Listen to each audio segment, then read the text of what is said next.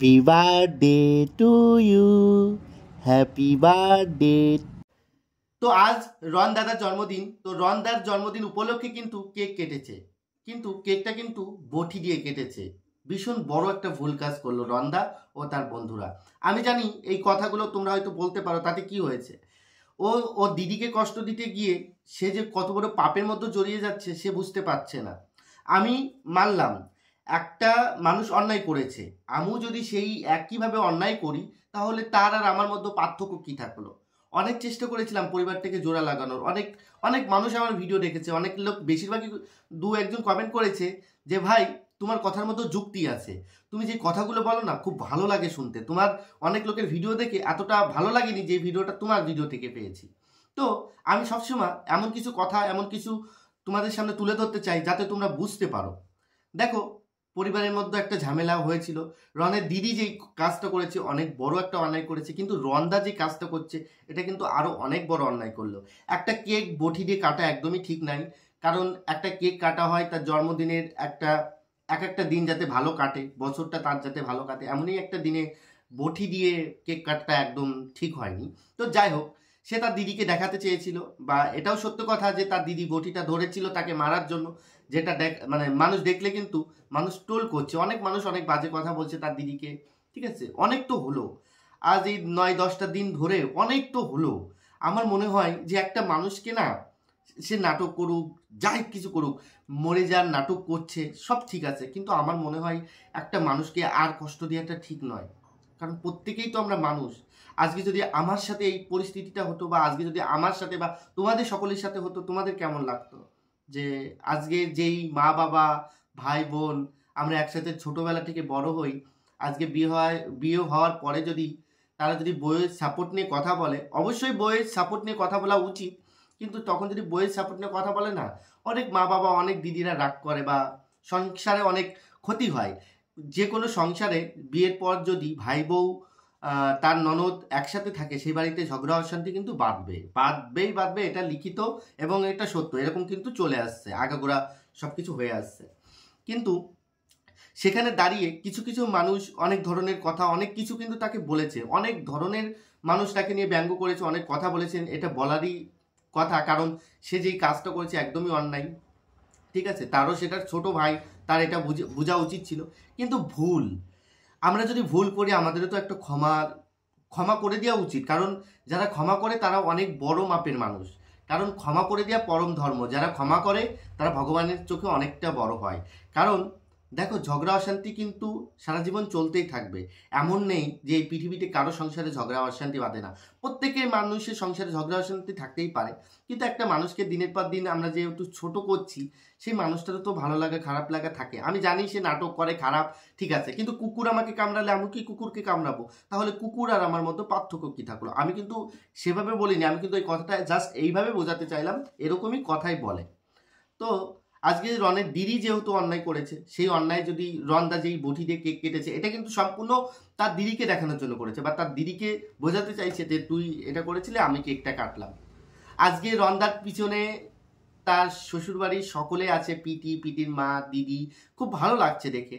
কিন্তু যারা জন্ম দিল, যে মা বাবা, তারা যে কাজগুলো করেছে, বা রনদার সম্পর্কে যে কথাগুলো বলেছিলেন তার মা, সেই কথাগুলো এখন জল করে ভেসে উঠছে। কিন্তু তবুও মা বাবার আশীর্বাদ ছাড়া কি কখনো কোনো সন্তান সুখী হতে পারে? এটা আমাকে বলো তো। দেখবে একটা মায়ের কাছে সন্তান যতই খারাপ হোক, মা কিন্তু কখনো অভিশাপ দিতে পারে না, আর অভিশাপ দিলেও লাগে না, কারণ মা সন্তানের মন থেকে কিন্তু কিছু বলে না। মা কিন্তু সবসময় সন্তানের ভালোই চায়, সে যেমনই মা হোক না কেন। একটা মা একটা সন্তানের জন্য সব কিছু করে। মা, তোমরা হয়তো বলতে পারো না ভাই, অনেক মেয়েদের দেখি বাচ্চা রেখে চলে যায়, তারা মা না। যারা মা হয়, প্রকৃতি মা হয়, তারা ব্যথা দেয়, কষ্ট দেয়, যন্ত্রণা দেয়, তবুও তো কাছে টেনে নেয়, খেতে দেয়, ভালোবাসে, মাথায় হাত বুলিয়ে দেয়, দেয় তো, অবশ্যই কিন্তু দেয়। তো আজকে 2025 সালে এসে আজকে আমাদের সমাজটা কোথায় গিয়ে দাঁড়িয়েছে দেখো। আমি জানি যে রন্দা হয়তো তার পরিবারে হয়তো ফিরে যাবে কি না এটা কিন্তু আমি বলতে পারবো না এখনই, কিন্তু আমার মনে হয় রন্দার একটা জন্মদিন উপলক্ষে, মানে একটা নতুন বছর, নতুন জীবন, আমি চাই যে সে সুখে থাকুক, ভালো থাকুক, পিটিডিকে নিয়ে ভালো থাকুক, এটাই কিন্তু আমি সবসময়ের জন্য চেয়ে এসেছি আর এখনও চাই। কিন্তু বটি নিয়ে কেক কাটাটা একটা জন্মদিনের শুভ অনুষ্ঠান, সেটা আমার মনে হয় না, এটা একদমই ভুল কাজ করেছেন। ভগবান কিন্তু অসন্তুষ্ট হবেন। ভগবান বলেন যে অন্যায় করে তাকে কিন্তু ভগবান দেখে, আর যে অন্যায় না করে দিনের পর দিন মুখ বন্ধ করে সহ্য করে তাদেরকেও ভগবান দেখে। কিন্তু একটা লিমিট থাকে মানুষের। ধরো আমি একটা মানুষকে কিছু বলছি, সেটা লিমিটের উপরে হয়ে গেলে না, ভগবান কিন্তু সেই ইটা নেয় না। আজকে অনেক খুশি, অনেক সব কিছু, কিন্তু একটা মানুষ তো কান্না করছে, একটা মানুষ কিন্তু কান্না করছে, সেই মানুষটার চোখের জলের দাম কিন্তু দিতে হবে। কারণ কথায় আছে কি জানো তো, আমি শুনেছি যে কারো যদি চোখের জল এক ফোঁটা ফেলো, তোমাকে কিন্তু সেই চোখের জল দ্বিগুণ ফেরত দিতে হবে, ফেরত দিতেই হবে। আমি জানি এই কথা বলার পরে অনেক মানুষ অনেক কিছু বলতে পারে, কিন্তু আমার মনে হয় আমি কারো ক্ষতি চাই না। আমি চাই তার পরিবারটা জোড়া লেগে যাক, বা তার পরিবারটা আবার আগের মতন হয়ে যাক। আমি জানি এটা কোনোদিনও সম্ভব না, বা তার পরিবারের লোক একদমই চায় না। রন্দা যে কষ্টটা পেয়েছে, যে নিজের মা বাবা তার নিজের সন্তানকে জেলে পাঠাতে চেয়েছে, এটা যে কোনো সন্তানের পক্ষে মেনে নেওয়াটা সম্ভব নয়। কিন্তু তবুও আমি মনে করি যে ঝগড়া করলে ঝগড়া বাড়বে, অশান্তি করলে অশান্তি বাড়বে। তার থেকে ভালো নয় যে ওরা ওদের মতন থাকুক, ওদের নিয়ে কিছু বলার দরকার নেই। আমাদের লাইফ স্টাইলগুলো আমরা তুলে ধরি। আজকে যখন বটি নিয়ে কেকটা কাটছিল, তখন না মানে কেমন একটা যেন খুব খারাপ লাগা কাজ করছিল আমার মধ্যে। মানে আমি ভাবছিলাম যে তার মা বাবা অন্যায় করেছে, ঠিক আছে, অন্যায় করেছে, তার দিদি অন্যায় করেছে, সব ঠিক আছে, জন্মদিনে একটা শুভ অনুষ্ঠান, সেটাকে এইভাবে একটা, যাই হোক। দেখো, আমরা প্রতিবেশী মানুষ, আমরা একজন ইউটিউবার, আমরা ভিডিও করি, যতটুকু আমাদের বক্তব্য তোমরা সকলেই বলবে, কারণ তোমরা আমাদের পরিবার, তোমাদের জানানোর অধিকার আছে, তোমরা জানাবে, সেটাকে মেনে নিতে হবে আমাদের। তো তোমরা যেটা দেখতে চাও তোমরা সেটা দেখছো, সব কিছু ভালো ভালো হোক, ওরা ভালো থাকুক। ইতিমধ্যে তোমরা সকলেই জানো যে পিটিডিরও শরীর খারাপ ছিল, 2017 সালে ডেঙ্গু ধরা পড়ে। অনেক অনেক কষ্ট করে, যাই হোক, সে ভালোভাবে ফিরে এসছে। সেই উপলক্ষে জোড়া কালী পুজো ছিল তার বাড়িতে। কালী পুজোগুলো তোমরা সকলেই দেখেছো, খুব ভালো লেগেছে কালী পুজো, খুব সুন্দরভাবে, খুব সুস্থভাবে আজকে অনুষ্ঠানটা পালিত হয়েছে। আগামী শনিবার ছিল পুজো, আর আজকে মঙ্গলবার, আজকে রন্দার জন্মদিন উপলক্ষে কিন্তু সকলেই খাওয়া দাওয়া ভালো, যাই হোক, ভালো সব কিছুই হলো। শুধু আমি তার মা বাবার কথা ভাবছি, হয়তো তারা এই ভিডিওগুলো দেখবে, সে মানুষদের পরিস্থিতিটা কেমন, বা তারা তাদের মনটা কি করছে, আমি এখন তাই বুঝছি। কারণ সারা জীবন কষ্ট পেয়ে পেয়ে মানুষ হয়েছি, তো কষ্টটা না ভয় পায় ভীষণ, মানে মানুষকে হারানোর যন্ত্রণা। কারণ মানুষকে যারা হারায় না তারা জানে যে হারানোর যন্ত্রণাটা কি। কি বলতো, হারিয়ে গেলে না সেই মানুষকে আর খুঁজে পাওয়া সম্ভব হয় না। আর আমি একটা কথা মনে করি যে আজকে রাগ হয়েছে কালকে থাকবে না, কিন্তু একবার যদি মানুষকে আঘাত দিয়ে ফেলি না, সেই আঘাত একটা আয়নার মতন মানুষের মন, সেই আয়নাটা যদি ভেঙে যায়, তুমি যতই আঠাতে জোড়া লাগাও না কেন, দাগ কিন্তু থেকেই যাবে। তার মা বাবা যে কাজগুলো করেছে, সেই দাগটা হয়তো রন্দা ও পিটিডি সারা জীবন এই দাগটা থেকে যাবে। এই দাগটাকে তার মা বাবাও মেটাতে পারবে না, কারণ যেই পরিস্থিতি যা কিছু হয়েছে তোমরা সকলেই জানো। ইতিমধ্যে পিটিও কিছু বলতে চেয়েও বলিনি, তাদের মুখ দেখেই হয়তো যে এইসব কথা বললে আরও অশান্তি বাড়বে, যে কারণে হয়তো বলিনি। তো ভগবান যা করে ভালোর জন্য করে।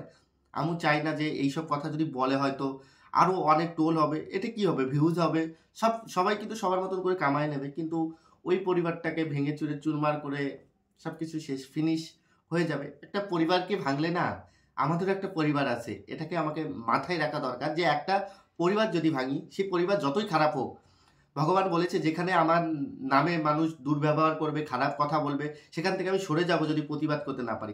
আর যদি প্রতিবাদই করব, আমি নিজের লোকের সাথে কি প্রতিবাদ করব? সেখান থেকে সরে গিয়ে আমি আমার কর্ম করে তাদেরকে দেখিয়ে দেবো, দেখ আমি কোথায় যেতে পারি। কিন্তু সেই প্রতিবাদ করে কি হবে? মা বাবার বিরুদ্ধে গিয়ে আমার কি হবে? প্রতিবাদ করে বড় হয়ে কি হবে?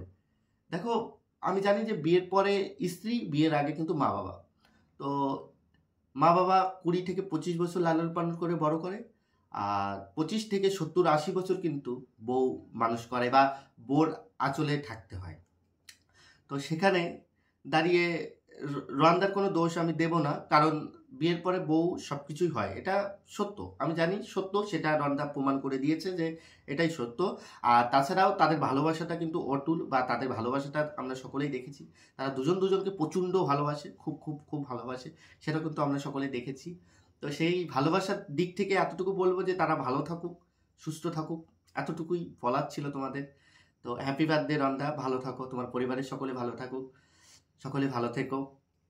তো আমি আমার ভিডিওটা এখানে শেষ করছি। আজকের মতন অনেকটাই রাত হলো, সকলে ভালো থাকো, সুস্থ থাকো। তো আজকের মতন বাই বাই, গুড নাইট সবাইকে।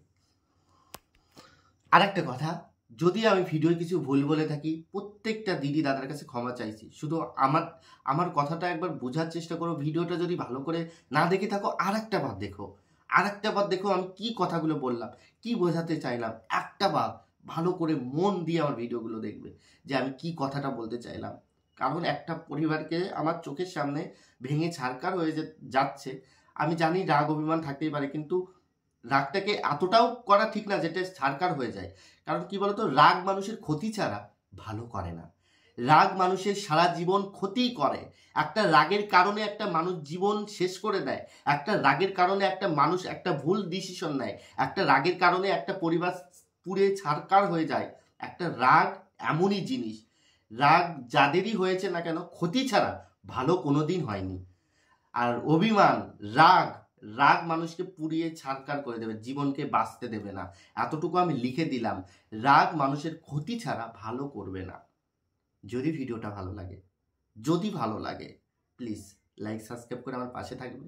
এরকম ভিডিও পাওয়ার জন্য অনেক চেষ্টা করি তোমাদেরকে কিছু ভালো ভিডিও উপহার দেওয়ার জন্য, কিন্তু কতদূর কি বলতে পারি আমি জানি না। সকলের ভিডিও দেখো, আমার ভিডিও দেখো।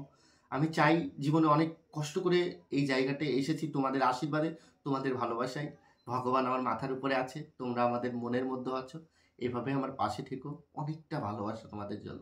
সারা জীবনও তোমাদের ঋণ শোধ করতে পারবো না। তোমরা আমাকে যা দিয়েছো, এটা আমার জীবনের স্বপ্নেরও বাইরে, চিন্তা ভাবনারও বাইরে, যে তোমরা আমাকে কতটা দিয়েছো। তোমাদেরকে শুধু ভালোবাসা ছাড়া কিছুই দিতে পারিনি, কিন্তু এতটুকু বলতে পারি, মন ভরে আমাকে আশীর্বাদ করো যাতে নিজের পায়ে দাঁড়াতে পারি। সকলে ভালো থেকো, সুস্থ থেকো।